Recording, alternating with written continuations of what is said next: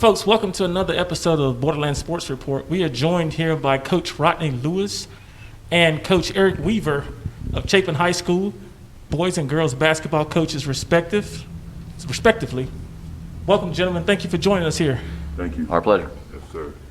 So, Coach, you guys both were our Borderland Sports Report's Coaches of the Year. So, as a program, what does that say for what you guys are doing there at Chapin? We're just getting started. So, for us, we've been working together so long that we feel like this is where we're supposed to be.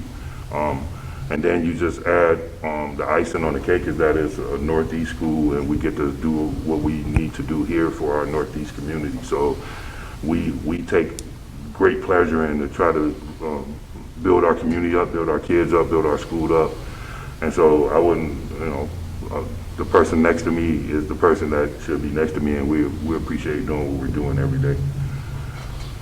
Good deal. So you guys talk a lot about the personal relationship that you have outside of sports. How has that played into the success that both the programs have had there at Chapin? I mean, anytime you have positive relationships within leadership, it trickles down to whoever you're coaching. And people see that, they see that love, they see that camaraderie, and they understand that when you speak to them about things that you're passionate about and the things that we feel like have value in coaching and in life, it has weight. And people can grab a hold of that and take it as truth and believe in it and believe in each other. And the way we believe in each other is the way we would hope that the teams that we coach believe in each other as well. So if they can see the example and we live it every day, and then they're able to apply that to what it is, their situation, and take that moving forward and apply that to their families and the teams that they're going to be part of through the rest of their lives, and that's what it's all about. We're just that example for them every day. Nice. Now, both of you guys really have young teams. So the future looks really bright there. And just from the outside looking in, it looks like Chapin's primed to really, in my opinion, reach where they should have been in El Paso from the beginning. When they built that school, one of the first things that I said was that school should be a powerhouse based off of where it's at, the location in the city, and just where they can pull from as far as talent-wise. So it's taken this long, but you two have taken this program to where I think it should have been in the very beginning. And so the next steps really are, how do you now progress and matriculate into playoffs? And I think you guys have done a great job in building that foundation. So what's next, the next step for you guys as far as that matriculation process? For us, coming off the Sweet 16 loss, and to see how the team, Mansville Summit, played the game for 4 quarters, and the constant pressure, the constant running, jumping, the conditioning, the strength, just the desire. It makes you as a coach and as a team have to go back to the drawing board and figure out what do we need to do here, and our practices and our preparation and our workouts to get us to that level, to play at that level. Because from the Sweet 16 on, that's the kind of game you're going to see. Of course, we don't see that day in and day out here, because there's a disparity in the levels. But we have to do our best to work harder than we ever worked before, and just be consistent no matter who we're playing in the way we play the game. So for us, for the boys, we're back to the drawing board, more weights, Vertimax, more conditioning. And then when we play games, we're not going to look at scoreboards no more. We're going to look at effort.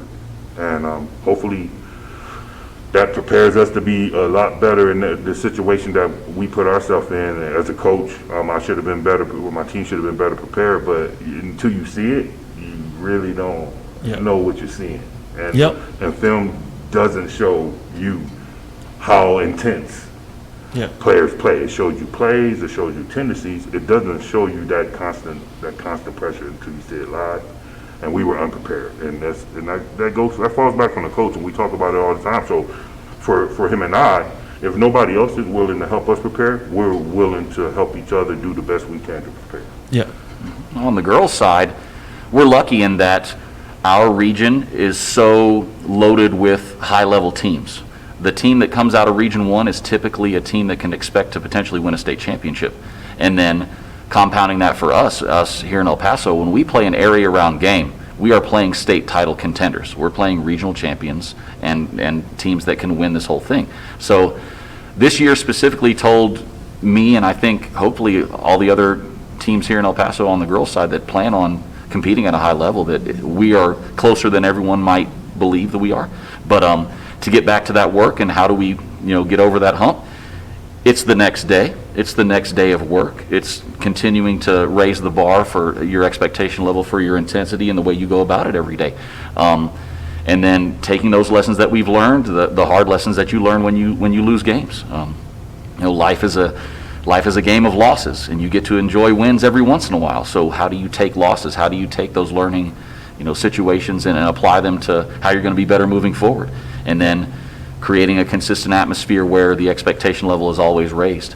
But again, supporting their work at the same time, allowing them to fail and build them up within that process every single day. And as you do that day to day, it becomes part of who you are. And then when you have that edge on a consistent basis, before you know it, you're performing at that level on a consistent basis. Why? Because it's just what you do every day. So we were fortunate enough to be able to build that kind of atmosphere over at Andrus with the boys a few years ago. And now we're attempting to do the exact same thing again. It's just within both sports for the boys and the girls. Now we're able to affect the entire gym at all times. So that's the work. It's day to day. It's every day. Consistency.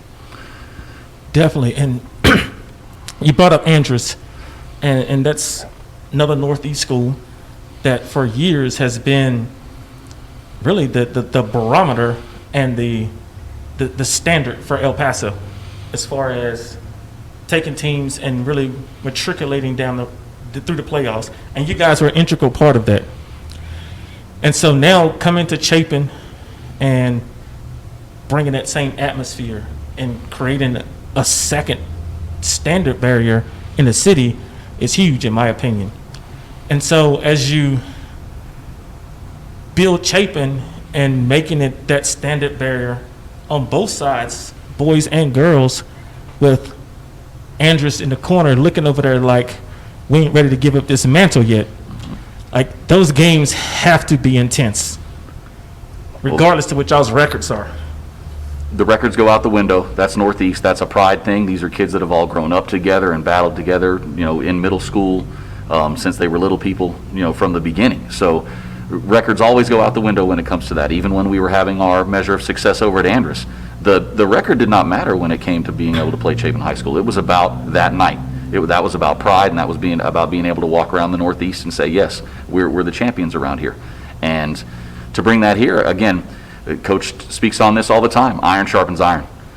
Coach Forbes with the boys and Coach Wallace, who's our very good friend over there with the girls, we know what they're bringing every night, and we have to be prepared to match that and then exceed it if we want to be able to have our measure of success too. So as they've been, the standard bearer for a little bit longer than we have, then we need to up our games. So we're gonna do what we can to make it difficult on their part, and then they're gonna do what they can to make it difficult for us. And before you know it, both of these schools in the Northeast should be dominating, and we're just looking to make sure we get 2 wins. Other than that, we want them to be as successful as us. We'll see you in the regional finals. That's my mentality towards it. Coach Wallace and myself, we're either going to be the 1 or the 2, and then we are looking to see each other in the regional final every year, because that's what it should be. And you bring that up, and I don't want people watching this to think that we're overlooking the other programs in El Paso. No, not at Americas all. has a really good program. Mm-hmm. Burgess on the girls' side has a really good program. Yes, sir. Always. But just from the outside looking in, is there enough to prepare you guys once you get out of district play, getting into regionals? Like, on a day-to-day basis, when you play the regular season, how do you guys keep your players looking at the bigger prize? Because I mean, there's some games that you guys are going to play that if you wanted to, you could win by 50. And so, how do you take those? And there's lessons learned in those games, but how do you take that and kind of like what Coach Lewis was talking about, when you get into the Sweet 16 and it's constant pressure and you haven't seen that all year and you can't replicate it, how do you prepare for that? For me, I have to turn the intensity of practices up, and we have to go against each other. For most of the year, until it was brought to my attention, I was usually trying to keep my five together. But then, if my five is together, then practices are not as intense as they could be, because they're dominating my bench guys. So now you have to mix it up and challenge, put more challenges out there.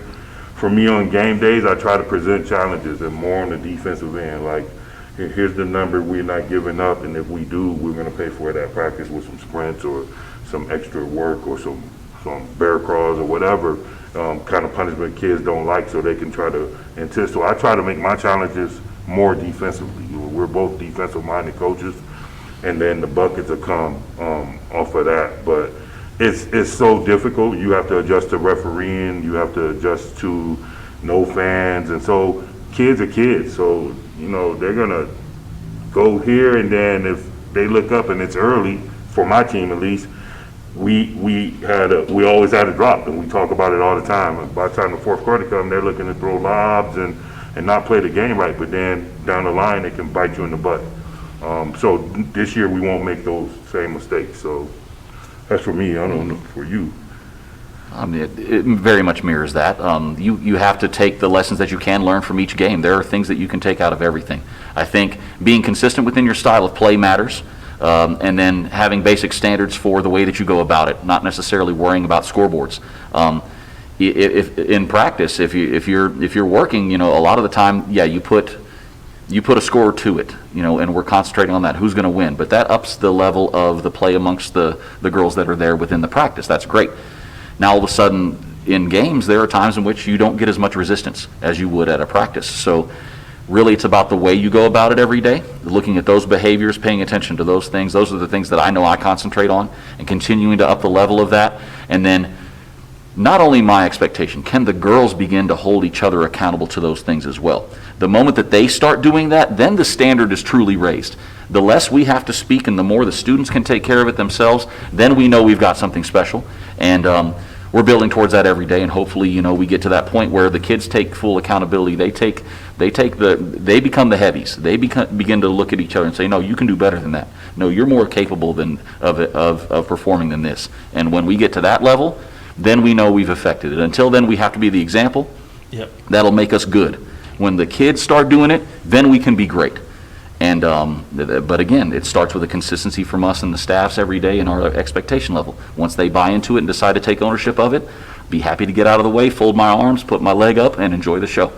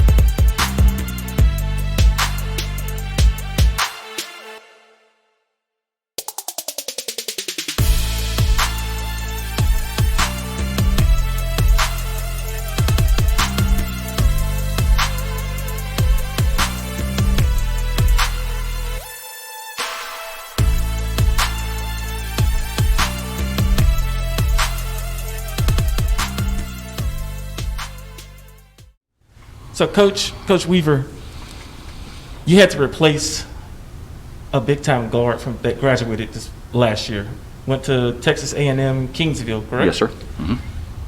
You had a lot of players that stepped up and filled that void that she left. How did that happen? Like, was that something that you identified as saying, I think that this player can happen, or did it just organically happen in a team that someone stepped up? I'll say it in a couple of ways. You win games with teams, you don't win games with players. You need talent, but Yep. when they're a team, you can win at a high level. The first name I'll put out is Selena Salaya. She was one of our senior captains. She created an atmosphere where we were going to play as a unit, as a group. We were going to do it more as a collective group. Okay, so that meant that girls were going to have to sacrifice what it is that they did individually to make sure that we as a group were successful. I mean, even within your own team, our best player was a third teamer all city because we had distributed numbers. You're not going to have that poke out performance all the time. Exactly. However, Brianna Montoya as a junior is an all-state player through TGCA, and the girl can go get buckets anytime she wants. She's clutch and she's a winner. She had proven that the last couple of years in the playoffs. As a freshman, she got 20 Eastwood for that by-district win. The next year, she did it again, and that was with a young lady that can score at a very high level. One of the best guards to come out of El Paso in quite some time in Annalise. So the belief was already there. They knew they could play, and then you supplement that with 5 sophomores that can really get after it. When you have that combination and they all agree to play together, like we were talking about a moment ago, that culture, that buy-in to each other, it wasn't about replacing one player. It was about creating an atmosphere where everyone felt that they had the opportunity to affect the game in their talents. They didn't have to do anything outside of their talent level. Just do what you do well. And if you can do those things, trust each other, we will be successful as a group. So it wasn't about necessarily replacing one player, because you don't replace a talent like that. You just buy into each other and find a way to win together. And that's what those young ladies did better than anything else. Their best skill this year was their ability to be great teammates. So that helped us win games. And that's kind of really what I wanted to get out there was they bought in. Oh, absolutely. And you're absolutely correct. With all the success that y'all had this year, it wasn't just one player. It was a collective group. Yes, sir. It was somebody each night. You know, Jasmine Holt comes up and all of a sudden has a dominant performance, almost triple doubles a few times in big time games. You could always hand the ball to Brianna Montoya with 4 minutes left. She's going to close games in tight scenarios. We had contributions from all over the place. Giselle Vega hitting threes, Madeline with her energy off the bench, Sam Triana as a young sophomore who's really beginning to grow as a player, and then Natalie and Luna both being dogged defenders. Our prospects are very, very high, very, very quickly for this group, and there's no reason to think anything other than we're going to continue to be successful as we begin to add more talent, and they buy into that culture. Once they buy in, the standard is already set, and it's going to lead to nothing but more and more winning, and hopefully more and more playoff success as well. Nice. And Coach Lewis, I mean, I won't say one of the best, you had probably the best player in the city in KJ on your team. And the growth that I saw from him from freshman to sophomore year was a big leap. And he made the kind of growth that I thought he needed to make to position himself to really be a Division I student athlete. And that was trusting his teammates. Yes, sir.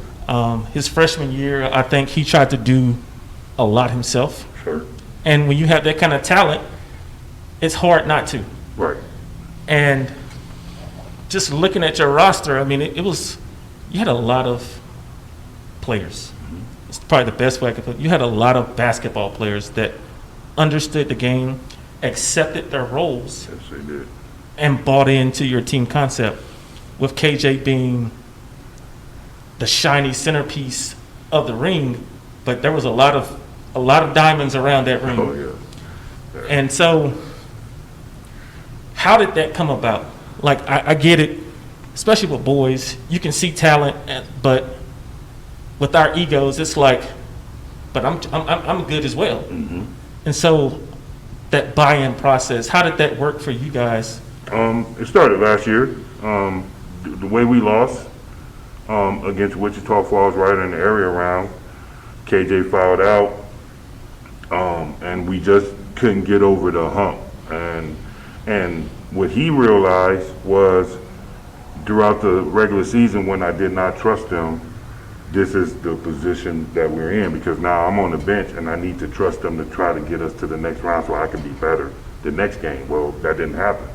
So he had to look within himself to say, well, I need to trust them more so if I do get put in a position, they can still perform. And then you have Mikey Herrera, who people don't know all year when we were saying social media wise and to the media that we had something to play for. Well, he lost his mom over the summer before this season, and then he caught COVID, which kept him out a little bit longer than normal. Because he tested positive twice. It was another test, and then he tested again. I guess he's one of those kids that's going to consistently have positive test results, but we didn't know that at the time, so he had to sit out even longer. Mind you, he was my starting point guard my first 2 years. And then we get to transfer Mateo Burchell from Kenny Till, who at Kenny Till, he's the #1 guy. He had to come in and throughout the year find his niche with our team, knowing that I returned 5 starters. Yep. And he found his way in. He got to the starting position because of Mikey, and when Mikey came back, and Mikey did not fight at all or did not complain at all about his starting position back, and he understood where we were at and accepted his role, that's when you know you had a team. And then when you start hearing our guys start regurgitating the things we say about we're doing this for something bigger, you hear their conversation, you read their quotes, and then you go, okay, now we're on to something. So then the talk becomes, we're not losing in the round we are in. We knew coming in how good we were going to be, despite what the city may have said. We knew that we were going to be special this year.